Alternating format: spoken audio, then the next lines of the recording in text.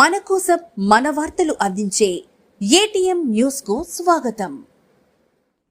రాజముద్రతో కూడిన పాసు పుస్తకాలను అందించడమే తమ లక్ష్యం. మంత్రి ఆనం రామనారాయణ రెడ్డి రైతుల పాసు పుస్తకాల పంపిణీ కార్యక్రమంలో పాల్గొన్న మంత్రి ఆనం శ్రీ పొట్టి శ్రీరాములు నెల్లూరు జిల్లా ఆత్మకూరు నియోజకవర్గంలోని ఏఎస్పేట మండలం హసనాపురం గ్రామంలో రైతులకు కొత్త పాసు పుస్తకాలు అందించే కార్యక్రమంలో పాల్గొన్న రాష్ట్ర దేవాదాయ ధర్మాదాయ శాఖ మంత్రి ఆనం రామనారాయణ రెడ్డి ఇటీవల నిర్వహించిన రీసర్వే అనంతరం హసనాపురం గ్రామంలో 152 పాసు పుస్తకాలను గ్రామంలో జరిగిన ఓ కార్యక్రమంలో మంత్రి ఆనం పాల్గొని రైతులకు వీటిని అందించారు. అనంతరం గ్రామాల్లో కొన్ని ఇళ్లకు వెళ్లి ఈ పాస్ పుస్తకాలను మంత్రి ఆనం రామనారాయణ రెడ్డి రైతులకు అందించారు. ఈ సందర్భంగా వారు మాట్లాడుతూ గత ప్రభుత్వంలో రైతుల భూములకు తమ భూములుగా చూపిస్తూ గత ముఖ్యమంత్రి వైఎస్ జగన్మోహన్ రెడ్డి చిత్రాలతో కూడిన పాస్ పుస్తకాలు అందించారని, అవి ఏ రూపాన కూడా అధికార హోదా కలిగినవి కావని, ఆ ఉద్దేశంతోనే తాము ఈ పుస్తకాలను రద్దుపరిచి ప్రభుత్వ రాజముద్రతో కూడిన పాస్ పుస్తకాలను రైతులకు అందించడం ద్వారా రైతు హోదాను తాము పెంచినట్లుగా మంత్రి ఆనంద్ తెలిపారు.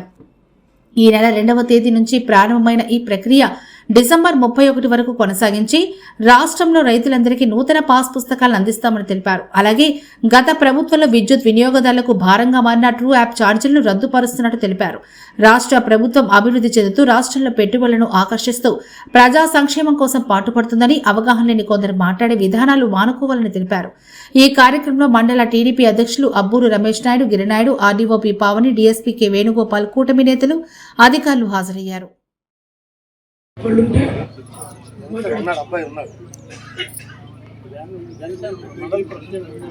అబ్బాయి ఉన్నారు చూడ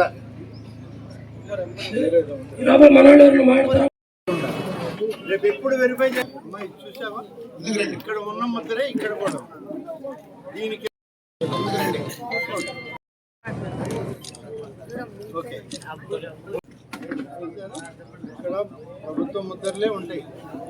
ఇక్కడ చూడండి, రైతు వారీగా పొలం దున్నుతూ నువ్వు రైతుగా చేసేటువంటి స్కెచ్ ముద్దరే ఇక్కడ కూడా ఉంది. దీని కింద నీ ఫోటో, దీని కింద నీ వివరాలన్నీ ఇందులో ఉంటాయి. మీ ఫోన్లో మీరు కానీ మీ పిల్లలు కానీ ఎవరికైనా చెప్పండి, క్యూఆర్ కోడ్లో ఫోన్ పెట్టి చూస్తే ఇదంతా వస్తుంది.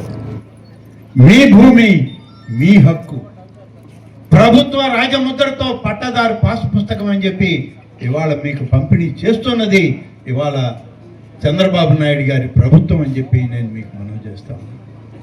ఇది పనితీరు.